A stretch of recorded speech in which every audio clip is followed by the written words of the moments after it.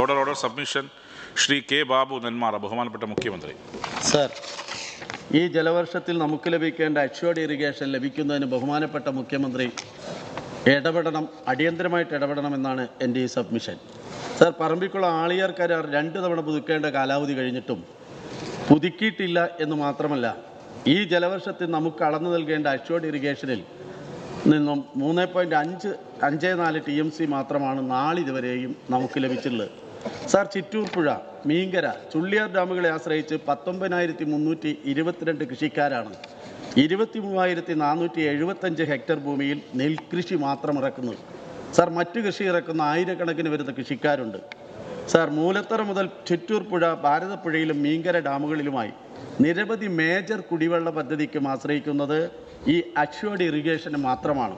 Sir, Parambikulam group ഡാമുകളിലും Aliyar പുഴയിലെ മറ്റു ഡാമുകളിലുമായി 10.5 TMC ജലം നിലവിലുണ്ടായിട്ടും 300 മുതൽ 500 ക്യുസെക്സ് വെള്ളം ലഭിക്കേണ്ട ഈ കാലയളവിൽ ഇന്നലെ രാത്രി വരെ 200 ക്യുസെക്സ് താഴെയാണ് തമിഴ്നാട് ഇറിഗേഷൻ വകുപ്പ് നമുക്ക് നൽകിയിട്ടുള്ളത്.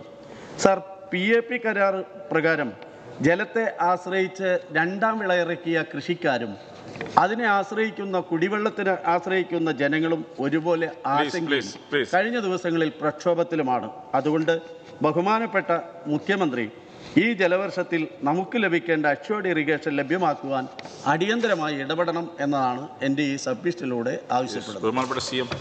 സർ, അതീവ ഗൗരവമായൊരു വിഷയമാണ് ബഹുമാന്യായ അംഗം ഉന്നയിച്ചത്.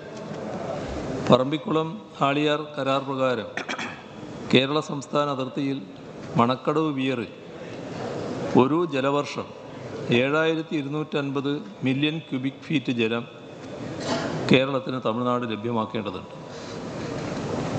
കരാർ വ്യവസ്ഥയനുസരിച്ച് അപ്പർ നീരാർ വെയറിൽ 2023 ഒക്ടോബർ 1-നും 2024 ജനുവരി 31-നും ഇടയിൽ ലഭ്യമാകുന്ന മുഴുവൻ ജലവും കേരളത്തിന് അർഹതപ്പെട്ടതാണ്. 2023-24 ജലവർഷത്തിൽ 29/1/2024 വരെ 3,573 മില്യൺ ക്യൂബിക് ഫീറ്റ് ജലം മാത്രമാണ് ലഭ്യമായത്. കരാർ പ്രകാരം ജനുവരി 1-ാം ദ്വൈവാരം 5,200 മില്യൺ ക്യൂബിക് ഫീറ്റ് ജലമാണ് ലഭിക്കേണ്ടിയിരുന്നത്. ഈ കാലയളവിൽ 5,788 മില്യൺ ക്യൂബിക് ഫീറ്റ് ജലം കേരളം ആവശ്യപ്പെടുകയും ചെയ്തിരുന്നു. 2023-24 ജലവർഷത്തിൽ മണക്കടവ് വിയറിൽ കേരളത്തിന് ആവശ്യമായ ജലം ലഭ്യമാക്കണമെന്ന് ആവശ്യപ്പെട്ട് ഉദ്യോഗസ്ഥ തലത്തിലും സർക്കാർ തലത്തിലും തമിഴ്നാടുമായി ഇടപെടലുകൾ നടത്തിയിട്ടുണ്ട്.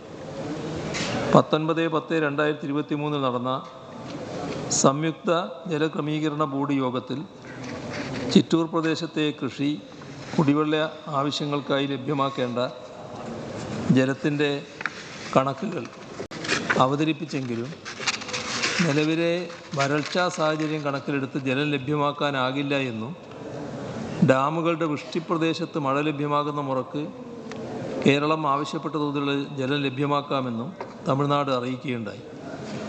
എന്നാൽ കേരളം ഈ സമീപനത്തോട് വിയോജിക്കുകയും പറമ്പിക്കുളം ജലസംഭരണിയിൽ നിന്ന് ആവശ്യമെങ്കിൽ ജലം ആളിയാർ ഡാമിൽ എത്തിച്ച് കേരളത്തിൽ മണക്കടവിൽ ലഭ്യമാക്കണമെന്നും ആവർത്തിച്ച് ആവശ്യപ്പെടുകയുമുണ്ടായി.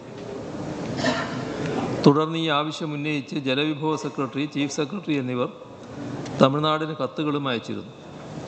എന്നാൽ നിലപാട് മാറ്റാൻ തമിഴ്നാട് തയ്യാറായിട്ടില്ല. ഇന്നലെ മന്ത്രിസഭാ യോഗവും ഈ പ്രശ്നം ഗൗരവമായി ചർച്ച ചെയ്തിരുന്നു. തുടർ നടപടികൾ സ്വീകരിക്കാനും കണ്ടിട്ടുണ്ട്. കേരളത്തിന് കരാർ പ്രകാരം ലഭിക്കേണ്ട അർഹമായ ജലത്തിനായി ശക്തമായ ഇടപെടലുകൾ തുറന്നും നടത്തുന്നതാണ്.